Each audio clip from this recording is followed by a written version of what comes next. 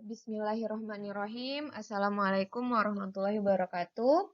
Baiklah, pada kesempatan ini kita bahas lagi materi pada minggu kemarin mengenai perubahan entalpi standar. Kita mulai dari definisi, selanjutnya apa saja jenis perubahan entalpi standar yang kita bahas pada pertemuan kali ini. Nah, untuk perubahan entalpi standar, secara pengertian itu bisa kita lihat di sini. Perubahan entalpi yang diukur pada suhu 298 Kelvin dan tekanan 1 atm. Nah, jadi keadaan standarnya tersebut adalah pada suhu 25 derajat Celcius atau 298 Kelvin dan tekanan kita itu adalah 1 atm. Nah, untuk perubahan entalpi standar yang kita bahas pada hari ini ada 3 macam. Yang pertama, dimulai dari perubahan entalpi pembentukan standar yang kita beri lambang delta H0F. Nah, untuk perubahan entalpi standar ini berarti delta H0F itu F itu berasal dari formation yang artinya adalah pembentukan. Nah, yang kedua, kita mulai dari perubahan entalpi penguraian standar yang kita kenal dengan delta H0D. Di sana ada sedikit salah pengetikan ya, penguraian standar atau delta H0D. Nah, untuk delta H0D itu adalah D artinya decomposition atau penguraian. Yang ketiga, itu kita bahas adalah perubahan entalpi pembakaran standar, dilambangkan dengan delta H0C. Nah, C itu artinya adalah combustion, yang artinya itu pembakaran. Nah, sekarang kita lihat contoh dari perubahan entalpi pembentukan. Oke, pertama dulu dari definisi. Nah, kita lihat di sini.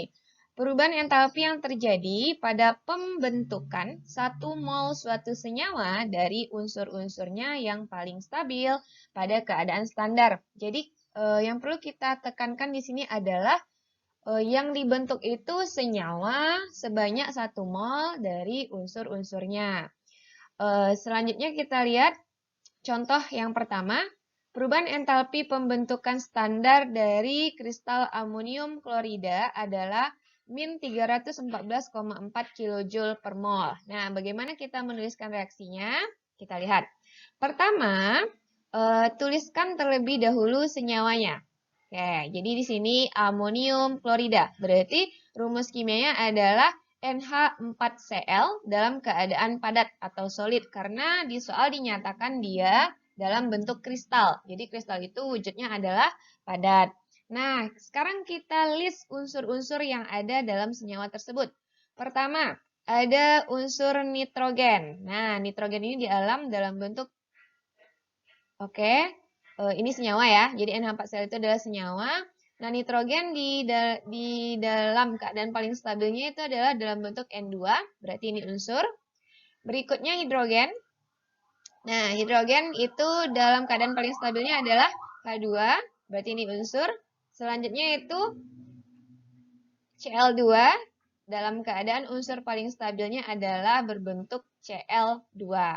Nah, sekarang kita perhatikan delta H-nya itu adalah min 314,4 kJ per mol.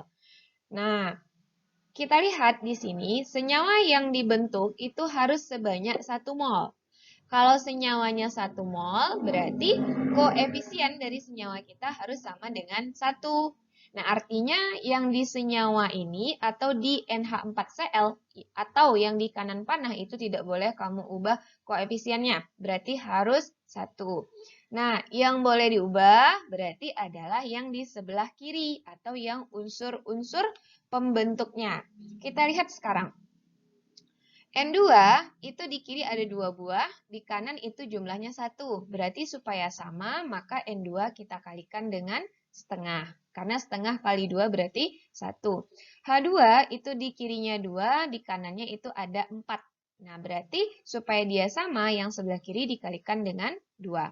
Nah, si Cl di kiri jumlahnya 2, di kanan itu jumlahnya 1. Berarti yang sebelah kiri kita kalikan dengan setengah. Nah, berarti inilah reaksi pembentukan atau perubahan entalpi pembentukan standar dari amonium klorida yang memiliki harga delta H-nya minus 314,4 kJ per mol. Berarti setengah N2 gas ditambah dengan 2 H2 gas ditambah dengan setengah Cl2 dalam keadaan gas berubah menjadi NH4Cl dalam keadaan solid. Nah, kita lihat contoh yang kedua.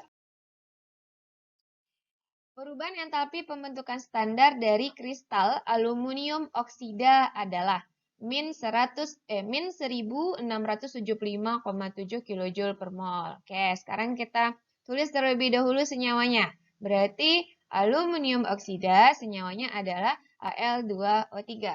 Nah, ini senyawa. Ingat senyawa itu adalah gabungan dua buah unsur atau lebih. Jadi minimal ada 2 buah unsur. Kita lihat siapa saja unsur penyusunnya.